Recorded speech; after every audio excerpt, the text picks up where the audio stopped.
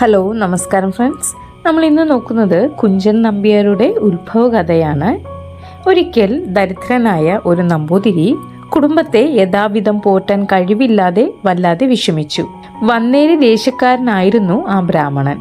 4-5 പെൺമക്കളാണ് അയാൾക്കുണ്ടായിരുന്നത്. എല്ലാവരും വിവാഹപ്രായം എത്തുകയും ചെയ്തിരുന്നു. പണമില്ലാതെ മക്കളെ വേളി കഴിച്ചു കൊടുക്കാനൊക്കുമോ, ആരോടെങ്കിലും യാചിച്ചെങ്കിലും കുറച്ചു പണം സമ്പാദിക്കണമെന്ന നിശ്ചയത്തോടെ നമ്പൂതിരി നാടും വീടും വിട്ടിറങ്ങി. അങ്ങനെ വടക്കുനിന്ന് തെക്കോട്ടുള്ള ഒരു നീണ്ട യാത്ര തന്നെ നടത്തി. കോഴിക്കോട്, കൊച്ചി, അമ്പലപ്പുഴ, തിരുവിതാംകൂർ തുടങ്ങിയ സ്ഥലങ്ങളിലൊക്കെ നമ്പൂതിരി സഞ്ചരിച്ചു. രാജാക്കന്മാർ, പ്രഭുക്കന്മാർ തുടങ്ങിയവരെ കണ്ട് അദ്ദേഹം സങ്കടം ബോധിപ്പിച്ചു. അനുകമ്പ തോന്നിയവർ പണം നൽകി. കിട്ടിയ പണമെല്ലാം ഒരു മടിശീലയിലാക്കിക്കൊണ്ട് നമ്പൂതിരി നാട്ടിലേക്ക് മടങ്ങി. അത്രയും തുക ഒത്തുകിട്ടിയപ്പോൾ 2 പെൺമക്കളുടെയെങ്കിലും വേലി നടത്താമെന്ന് നമ്പൂതിരി കണക്കുകൂട്ടി. മടക്കിയ യാത്രക്കിടയിൽ ഒരു ദിവസം നമ്പൂതിരി കിള്ളിക്കുറിശി മംഗലത്ത് ക്ഷേത്രത്തിൽ എത്തിച്ചേർന്നു. നട്ടുച്ച സമയമായിരുന്നു. അപ്പോൾ വിശപ്പ് കൊണ്ട് തളർന്നാണ് അവിടം വരെ എത്തിയത്. വഴി നടന്നും വെയിൽ കൊണ്ടും വല്ലാതെ തളർന്നിരുന്നു അദ്ദേഹം. ക്ഷേത്രത്തിന് പുറത്തു നിന്നുകൊണ്ട് നമ്പൂതിരി ശാന്തിക്കാരനോടായി വിളിച്ചു ചോദിച്ചു, ഇവിടെ ഉച്ചപൂജയും മറ്റും കഴിഞ്ഞുവോ? അത് കേട്ട് ശാന്തിക്കാരൻ നമ്പൂതിരി പുറത്തു വന്ന് അദ്ദേഹം ആഗതനോട് പറഞ്ഞു, ഉച്ച പൂജ കഴിഞ്ഞു, വേഗം കുളിച്ചിട്ട് വന്നാൽ ഊണ് കഴിക്കാം.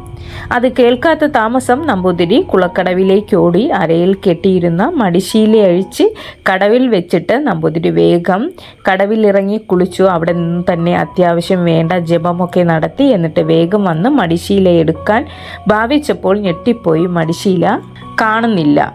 പരിഭ്രാന്തനായ നമ്പൂതിരി അവിടമാകെ അരിച്ചു പെറുക്കിയിട്ടും മടിശീല കണ്ടുകിട്ടിയില്ല. വ്യസനാക്രാന്തനായ നമ്പൂതിരിക്ക് സകല നിയന്ത്രണങ്ങളും വിട്ടുപോയി. 2 പെൺമക്കളെ കെട്ടിച്ചയക്കാമെന്ന പ്രതീക്ഷ പൊലിഞ്ഞു. എന്തു ചെയ്യണമെന്നറിയാതെ നമ്പൂതിരി അങ്ങോട്ടും ഇങ്ങോട്ടും പാഞ്ഞു നടന്നു. വിശപ്പും ദാഹവും മാത്രമല്ല, പാതി ജീവനും പോയതുപോലെയായി. അദ്ദേഹം ഓടി അമ്പലത്തിൽ ചെന്ന് അവിടെയുള്ളവരോടെല്ലാം മടിശീല നഷ്ടമായ വിവരം പറഞ്ഞു. പക്ഷേ അവിടെ ഉണ്ടായിരുന്നവരാരും തന്നെ കുളക്കടവിലേക്ക് ചെന്നിരുന്നില്ല. ഇരന്നു സമ്പാദിച്ചതെല്ലാം അന്യാധീനപ്പെട്ടു പോകാനായിരിക്കാം വിധി എന്ന് സമാധാനിച്ചുകൊണ്ട് നമ്പൂതിരി ഉണ്ണാനിരുന്നെങ്കിലും വ്യസനത്താൽ ചോറിറങ്ങുന്നില്ലായിരുന്നു. വിശപ്പും ദാഹവും കലശലായിട്ടുണ്ടായിരുന്നതിനാൽ കുറച്ച് ചോറും വാരിത്തിന്ന് വെള്ളവും കുടിച്ചു. അങ്ങനെ ഊണ് കഴിച്ചെന്ന് വരുത്തിയിട്ട് അമ്പലത്തിൽ ഒരിടത്ത് മുണ്ടും വിരിച്ചു കിടന്നു. വ്യസനവും ക്ഷീണവും മൂലം അശക്തനായ നമ്പൂതിരി വെയിലിൻ്റെ ചൂട് കുറഞ്ഞപ്പോൾ അവിടെ നിന്ന് എഴുന്നേറ്റ് യാത്രയായി. തലയിലെഴുത്ത് മായ്ക്കാനാവില്ലല്ലോ എന്ന് സമാധാനിച്ചു കൊണ്ടാണ് നമ്പൂതിരി ഇല്ലത്തേക്ക് മടങ്ങിയത്. ദുഃഖം കാർന്നു തിന്നുന്ന മനസ്സുമായി അദ്ദേഹം കഴിഞ്ഞുകൂടി. കുറച്ചു കാലം കഴിഞ്ഞപ്പോൾ ഒരിക്കൽ കൂടി ദേശസഞ്ചാരം നടത്തണമെന്നും നമ്പൂതിരിക്ക് ആഗ്രഹമുണ്ടായി. അങ്ങനെ യാത്ര തുടരവേ ഒരു വൈകുന്നേരം നമ്പൂതിരി കിള്ളിക്കുറിശി മംഗലത്തെ ക്ഷേത്രത്തിൽ എത്തിച്ചേർന്നു. കുളി കഴിഞ്ഞയുടൻ ക്ഷേത്രത്തിൽ ചെന്ന് ശാന്തിക്കാരനെ കണ്ടു. എനിക്കും കൂടി അത്താഴം തരണം. ശാന്തിക്കാരനെ നമ്പൂതിരിയെ കണ്ടയുടൻ മനസ്സിലായി. മടിശീലയുടെ കഥയും അദ്ദേഹത്തിന് ഓർമ്മ വന്നു. അതിനെന്താ, അത്താഴം ഇവിടെയാകാം, എനിക്കും ഇവിടെ തന്നെയാണ് അത്താഴം. ഇന്ന് മടിശീല കുളക്കടവിൽ വെച്ച് മറക്കുകയോ മറ്റോ ഉണ്ടായിട്ടില്ലല്ലോ. മറന്നിട്ടുണ്ടെങ്കിൽ ചോറൽപ്പം മതിയാവുമല്ലോ അല്ലേ? ഈ പ്രാവശ്യം അതിനൊന്നും തരമില്ല. ഞാൻ ഇല്ലത്തു നിന്ന് പുറപ്പെട്ട് ഇവിടം വരെ എത്തിയതേയുള്ളൂ. മടക്കത്തിൽ മടിശീല വെച്ച് മറക്കുമോ എന്ന് നോക്കാം. തമാശ മട്ടിൽ ഇരുവരും സംസാരിച്ചു കൊണ്ടിരിക്കുന്നു. കുറെ കഴിഞ്ഞ് അമ്പലത്തിലെ പൂജകളെല്ലാം അവസാനിച്ചു. ശാന്തിക്കാരനും നമ്പൂതിരി ഊണ് കഴിക്കുകയും ചെയ്തു. ഇനി ഒന്ന് കിടക്കണമല്ലോ. അതിനെവിടെയാ സൗകര്യം? നമ്പൂതിരി ചോദിച്ചു. അതിനൊക്കെ തരമാക്കാം. നമുക്കിവിടെ ഒരു കിടപ്പിൻ്റെ വട്ടമൊക്കെ ഉണ്ട്, അങ്ങോട്ട് പോകാം. അവിടെ ഇഷ്ടം പോലെ സ്ഥലമുണ്ട്.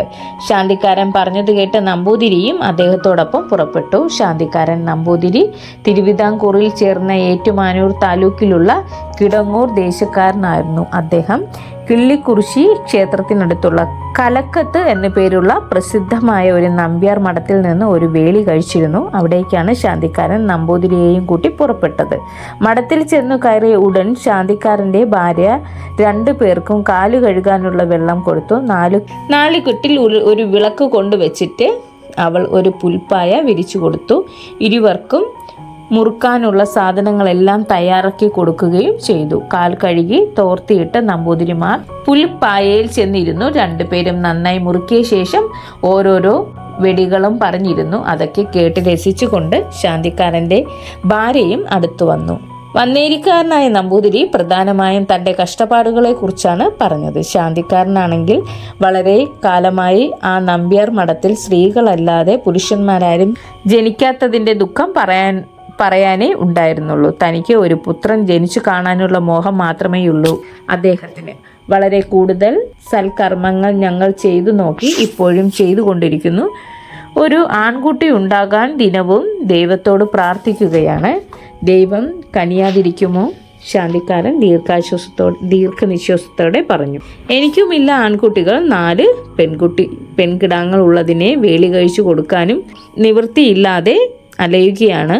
മുമ്പ് വളരെ കൂടുതൽ യാചിച്ചു കഷ്ടപ്പെട്ട് കിട്ടിയ പണം ഒരു മടിശീലയാക്കി കുളക്കടവിൽ വെച്ചിട്ട് കുളിക്കാനിറങ്ങി മടങ്ങി വന്നപ്പോൾ അത് കാണാനില്ല. പെൺമക്കളെ വിവാഹം ചെയ്തയക്കാൻ അങ്ങനെയും കഴിഞ്ഞില്ല. ഗതികെട്ട ഒരു കാര്യം പറയാതിരിക്കുകയാണ് ഭേദം.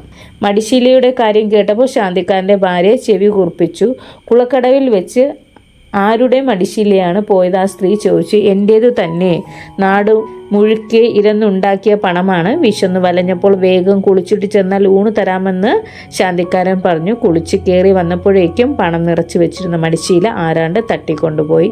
എന്തു ചെയ്യാം? നമ്പൂതിരിയുടെ ദീനമായ വാക്കുകൾ കേട്ട് ആ സ്ത്രീ ഉടനെ അവിടെ നിന്ന് എഴുന്നേറ്റ് പോയി അറ തുറന്ന് ഒരു മടിശീല എടുത്തുകൊണ്ടുവന്ന് നമ്പൂതിരിയുടെ മുമ്പിൽ വെച്ചു. ഇതായിരിക്കുമോ അവിടുത്തെ മടിശീല? തൻ്റെ കാണാതെ പോയ മടിശീല തൊട്ട് മുന്നിൽ കണ്ടപ്പോൾ നമ്പൂതിരിയുടെ കണ്ണു തള്ളിപ്പോയി. വേഗം അത് കയ്യിലെടുത്ത് തിരിച്ചു മറിച്ചു നോക്കിയിട്ട് നമ്പൂതിരി പറഞ്ഞു, ഇതെൻ്റെ മടിശീല തന്നെ. ഞാൻ കിട്ടിയ കെട്ട് അഴിച്ചിട്ട് കൂടിയില്ല. മുഴുവൻ പണവും ഇതിലുണ്ട്. നമ്പൂതിരിക്കുണ്ടായ സന്തോഷം പറഞ്ഞറിയിക്കാവുന്നതായിരുന്നില്ല. നന്ദി സ്ഫുരിക്കുന്ന നേത്രങ്ങളോട് ശാന്തിക്കാരൻ്റെ ഭാര്യയുടെ നേരെ നോക്കി നമ്പൂതിരി ചോദിച്ചു, ഇതെങ്ങനെ കിട്ടി? മുമ്പൊരിക്കൽ ഒരു ദിവസം ഉച്ചയ്ക്ക് ഞാൻ കുളിക്കാനായി കുളക്കടവിലേക്ക് പോയി. അവിടെ കുറെ ചാണകം കിടക്കുന്നത് കണ്ടു. കുളി കഴിഞ്ഞു മടങ്ങിയപ്പോൾ ചാണകം കൂടി കൊണ്ടു പോരാമെന്ന് വിചാരിച്ചു. ഞാനത് വാരിയെടുത്തു. അതിൻ്റെ ഒപ്പം ഈ മടിശീലയും ഉണ്ടായിരുന്നു. ഞാൻ ഇവിടെ കൊണ്ടുവന്ന് ചാണകമൊക്കെ തുടച്ചു കളഞ്ഞു. മടിശീല പെട്ടിയിൽ വെച്ച് സൂക്ഷിച്ചു. ആരെങ്കിലും ഉടമസ്ഥനെ അന്വേഷിച്ചു വന്നാൽ മടക്കി കൊടുക്കാമെന്ന് കരുതിയാണ് സൂക്ഷിച്ചിരുന്നത്. ഇതുവരെ ആരും വന്നില്ല. ഇപ്പോൾ അത് അങ്ങയുടേതാണെന്ന് അറിയായത് വലിയ ഭാഗ്യമായി. ഇതിൻ്റെ ഉടമസ്ഥനെ കാണായികയാൽ ഞാൻ വളരെ വ്യസനിച്ചിരിക്കുകയായിരുന്നു. ആ സ്ത്രീയുടെ വിവരണം കേട്ടപ്പോൾ നമ്പൂതിരിക്കും കാര്യം മനസ്സിലായി. ഞാൻ കുളിച്ച് ജപിച്ചുകൊണ്ട് നിന്നപ്പോൾ മടിശീലയ്ക്കടുത്തായി ഒരു പശു നിന്നു പുല്ല് തിന്നുന്നുണ്ടായിരുന്നു. പശു ചാണകമിട്ടത് മടിശീലയുടെ പുറത്തായി പോയി. ഞാനത് കണ്ടില്ല. മടിശീല കാണാതായപ്പോൾ ആരെങ്കിലും മോഷ്ടിച്ചതായിരിക്കുമെന്നാണ് കരുതിയത്. ചാണകം കിടക്കുന്നത് കണ്ടെങ്കിലും മടിശീല അതിൻ്റെ അടിയിലുണ്ടാകുമെന്ന് കരുതിയില്ല. ചാണകം കിടക്കുന്നതിൻ്റെയൊക്കെ അടുത്ത് പലതവണ നോക്കി. മടിശീല കൊണ്ടുവച്ച കൃത്യസ്ഥലം ഓർമ്മയില്ലായിരുന്നു. ആകെയുള്ള പ്രതീക്ഷ തകർന്നു പോയതിനാൽ ഞാൻ അമ്പലത്തിലേക്ക് മടങ്ങി. ഭവതി കുളിക്കാൻ വന്നതും ചാണകം വാരിയതുമെല്ലാം അതിനുശേഷമായിരിക്കും.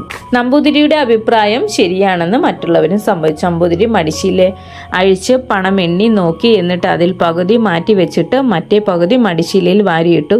ഇത് എനിക്കിപ്പോൾ വെറുതെ തന്നതുപോലെയാണ് തോന്നുന്നത്. അതുകൊണ്ട് എനിക്ക് പകുതി ഭവതിക്കുമിരിക്കട്ടെ. പൂർണ്ണ മനസ്സോടെ സ്ത്രീയുടെ നേരെ നീട്ടി. അവർ അത് സ്നേഹപൂർവ്വം നിരസിച്ചു.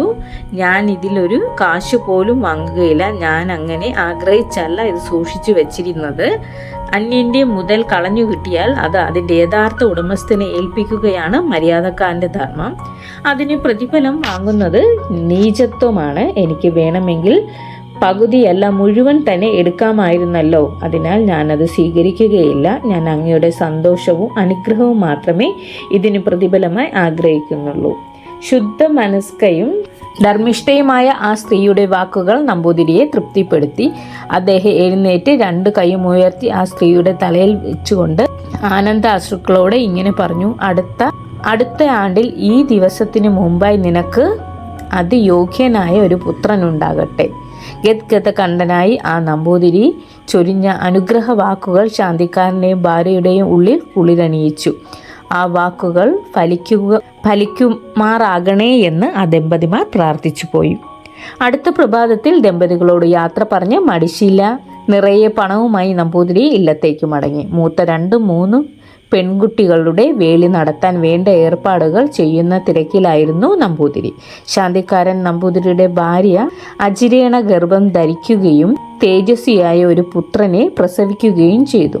അവർ പുത്രനെ ഓമനിച്ച് വളർത്തി വലുതാക്കി. സകലകലാ വല്ലഭനായി തീർന്ന ആ പുത്രനാണ് വിശ്വവിശ്രുതനായ കലക്കത്ത് കുഞ്ചൻ നമ്പ്യാർ തുള്ളൽക്കലയുടെ സൃഷ്ടാവായതും മറ്റും വന്നേരി നമ്പൂതിരിയുടെ അനുഗ്രഹ ഫലമായാണെന്നാണ് പറയപ്പെടുന്നത്. ഇത്രയുമാണ് കുഞ്ചൻ നമ്പ്യാരുടെ ഉത്ഭവ കഥ. താങ്ക്